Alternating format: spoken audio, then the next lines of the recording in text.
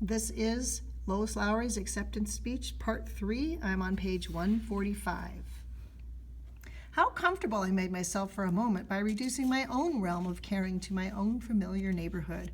How safe I deluded myself into feeling. I think about that and becomes a torrent that enters the flow of a river, turbulent by now and clogged with memories and thoughts and ideas that begin to mesh and intertwine. The river begins to seek a place to spill over. When Jonas meets the giver for the first time and tries to comprehend what lies before him, he says in confusion, "I thought there was only us. I thought there was only now." In the beginning, to write the giver, I created, as I always do in every book, a world that existed only in my imagination, the world of only us, only now. I tried to make Jonas's world seem familiar, comfortable, and safe, and I tried to seduce the reader. I seduced myself along the way. It did feel good, that world. I got rid of all the things I fear and dislike, all the violence, prejudice, poverty, and injustice, and I even threw in good manners as a way of life because I liked the idea of it. One child has pointed out in a letter that the people in Jonas's world didn't even have to do the dishes. It was very, very tempting to leave it at that. But I've never been a writer of fairy tales, and if I've learned anything through that river of memories, it is that we can't live in a walled world, in an only us, only now world, where we are all the same and feel safe. We would have to sacrifice too much. The richness of color and diversity would disappear. Feelings for other humans would no longer be necessary. Choices would be obsolete. And besides, I had ridden my bike elsewhere as a child, and I liked it there, but had never been brave enough to tell anyone about it. So it was time. A letter that I've kept for a very long time is from a child who has read my book called Anastasia Krupnik. Her letter, she's a little girl named Paula from Louisville, Kentucky, says, "I really like the book you wrote about Anastasia and her family because it made me laugh every time I read it. I especially liked it when it said she didn't want to have a baby brother in the house because she had to clean up after him every time and change his diaper when her mother and father aren't home. And she doesn't like to give him a bath and watch him all the time and put him to sleep every night while her mother goes to work." Here's the fascinating thing. Nothing that the child describes actually happens in the book. The child, as we all do, has brought her own life to a book. She has found a place in the pages of a book that shares her own frustration and feelings. And the same thing is happening as I hoped it would happen with The Giver. Those of you who hoped that I would stand here tonight and reveal the true ending, the right interpretation of the ending, will be disappointed. There isn't one. There's a right one for each of us, and it depends on our own beliefs and our hopes. Let me tell you a few endings, which are the right endings for a few children out of the many who have written to me. From a 6th grader. "I think that when they are traveling in a circle. When they came to elsewhere, it was their old community, but they had accepted the memories and all the feelings that go along with it." From another. "Jonas was kind of like Jesus because he took the pain for everyone else in the community so they wouldn't have to suffer. And at the very end of the book, when Jonas and Gabe reached the place that they knew as elsewhere, you described elsewhere as if it were heaven." And in one more. "A lot of people I know would hate that ending, but not me. I loved it. Mainly because I got to make the book happy. I decided they made it. They made it to the past. I decided the past was our world and the future was their world. It was parallel worlds."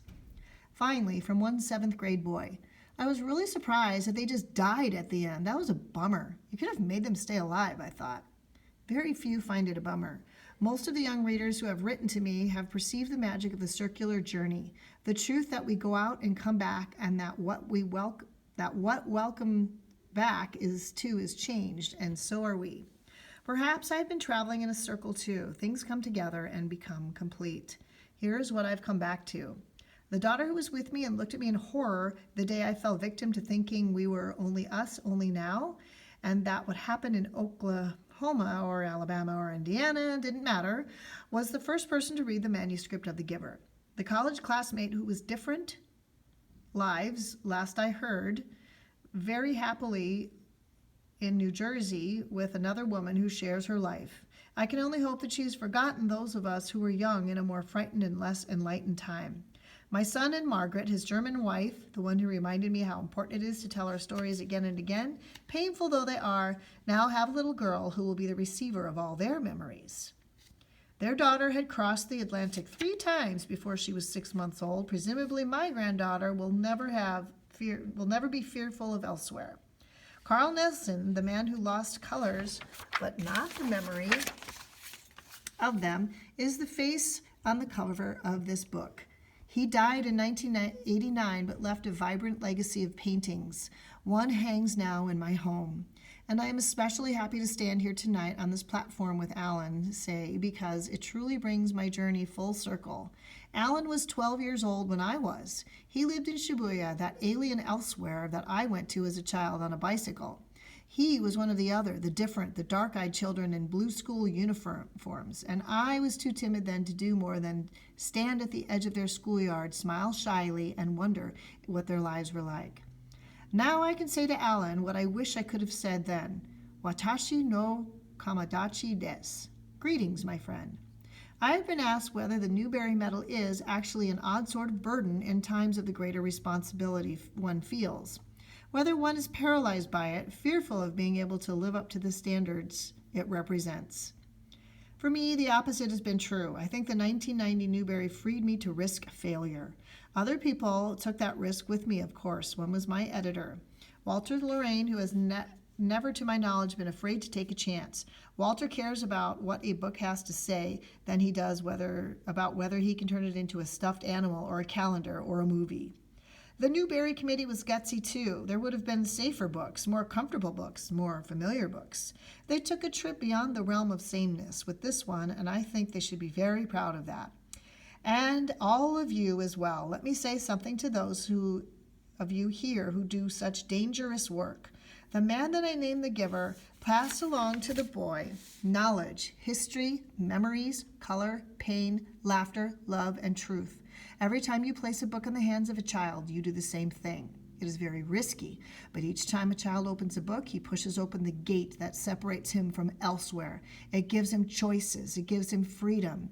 Those are magnificently, wonderfully unsafe things. I have been greatly honored by you now 2 times. It is impossible to express my gratitude for that. Perhaps the only way really is to return to Boston, to my office, to my desk, and go back to work in hopes that whatever I do next will justify the faith in me that this medal represents. There are other rivers flowing.